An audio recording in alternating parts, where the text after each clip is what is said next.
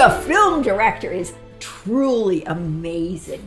And part of what makes him amazing is that he has such a diverse background, so that his creativity is coming from all these different angles of having 2 engineering degrees, but also being a musician and composer, and an amazing artist as a filmmaker, and very, very modest, but you see it in the quality of the film that he has amazing talent. For By No Means, we had Pedro, who was very helpful. He and the director Alex, they went along together, and they had similar visions, and Pedro was just great. Like, he heard what Alex wanted and he would just film it.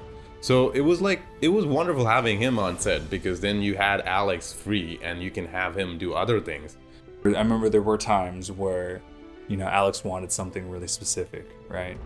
And I remember, I wasn't getting it, or I wasn't quite sure. And I remember being really relieved. Alex would sort of take the camera from me, like, let me show you. And then he would kind of show me exactly what he wanted.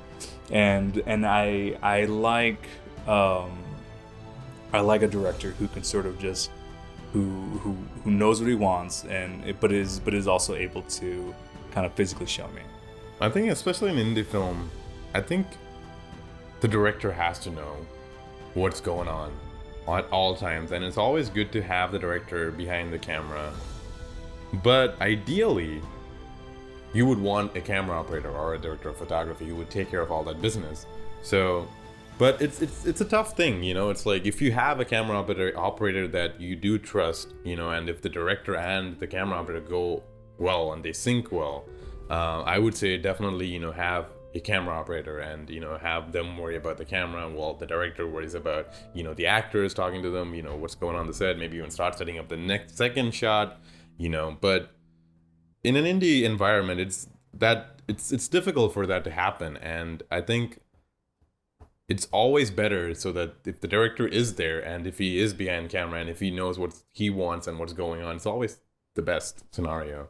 I know Orson Welles on Citizen Kane was very hands-on with his DP on sort of the shooting of that movie. And in fact, actually, if you watch that movie, he shares Orson Welles and his director of photography share their same black card as well. Or I guess that was really important to him, because he had developed this really intense relationship with his director of photography.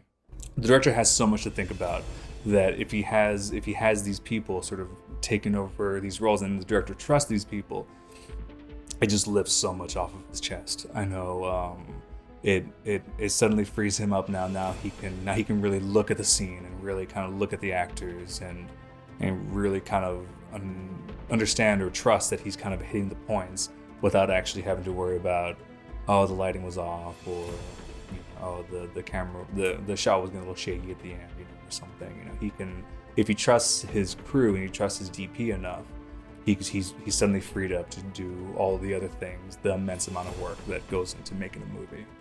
There are going to be those times where a director wants something really specific, and you're trying to figure it out, you're trying to work with them, and it's always a bit of a relief when the director can just go like, here, let me just show you what I'm thinking, and then maybe he can grab the camera and do it.